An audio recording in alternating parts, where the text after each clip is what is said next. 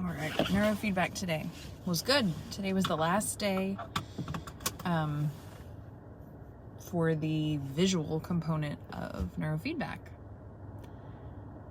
So now, when I come back next week, it's going to be the more auditory headphones, listening to sounds that will then, with my eyes closed, train alpha theta.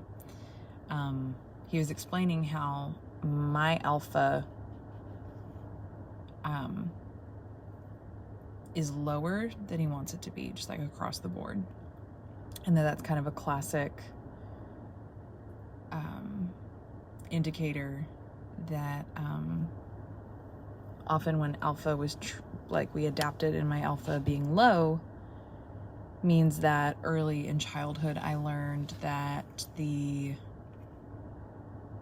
world is not a safe place, and that I am on, so like alpha being high means that you're able to have like a felt sense of calm and feeling good and calm. Mine is low, meaning that I am always on like high alert, like scanning for trouble, for the negativity, like what's happening, like just that high alert stage. So by training my alpha to be more flexible with the eyes closed portion that we're starting next time, it'll be more, the flexibility of it, he said, is what's important with it, so that when I am sitting and calm and relaxing, that my alpha can go up and I can feel that sense of calm and ease, and not continually be on that high alert, right? And that when then the opposite of that, where I am like up and about and it can lower and I can be like really focused and productive on whatever it is that I'm trying to do. So that flexibility is really important within it. So that's what we'll start working on next time. Today I just focused on breathing deeply for 4 counts and then exhaling fully for 4 counts, and he said that my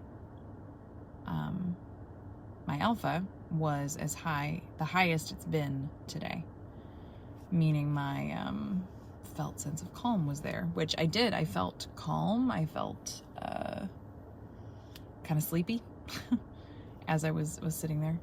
So that's good. And he's like, yeah, the more that you continue with that, the more you can find that the better trained your alpha then is for that felt sense. So it was good. When I think about childhood and the anxiety that I felt and the fear of something gonna go wrong, that when family members left, that meant that they were gone forever and I would never see them again, that they were gonna die, and just worry. I worried about a lot of things, seemingly like small and innocuous things that would really, really concern me. And I had this caretaker role that I accepted and played, and so it manifested as things being my responsibility or something that I needed to like fix and be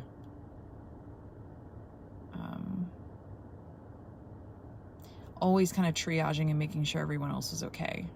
Like, is this okay? Is that okay? You know what I mean? And always like kind of tiptoeing around that. That type of behavior is what like ingrained this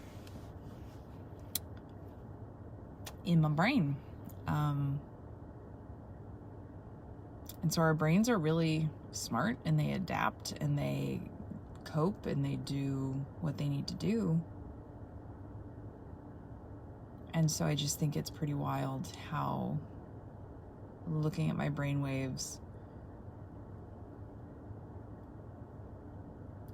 the ability to be like, well, this is how that happened. And it still gives me a lot of like hope and just kind of, hope is the right word. Yeah.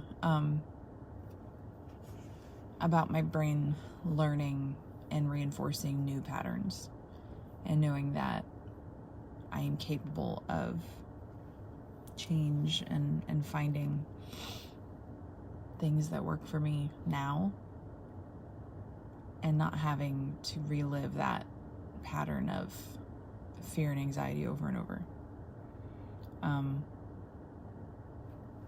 Letting the past stay in the past and living where I am now and not waiting for the other shoe to drop kind of a feeling of constantly feeling, it's getting sunny, like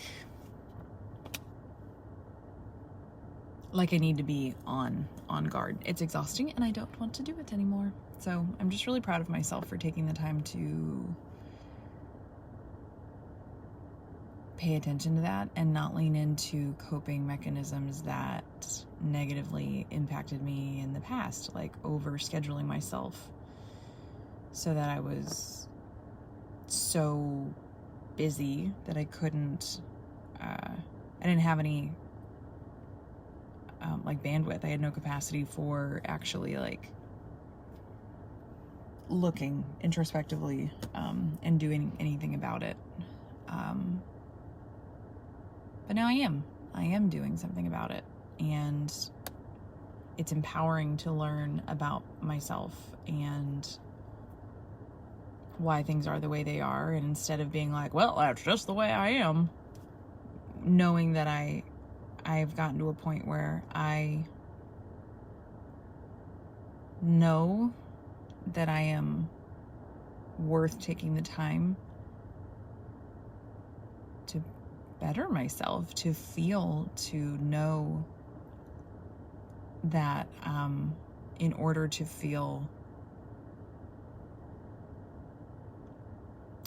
confident and like myself, not the fearful version and anxiety self, that I deserve to like break free from those patterns, and I want to, and everyone in my life deserves that too, to get the best version of me. And I want to I want to continue to pursue that and feel like I am doing the things for myself that I am worth taking the time to do.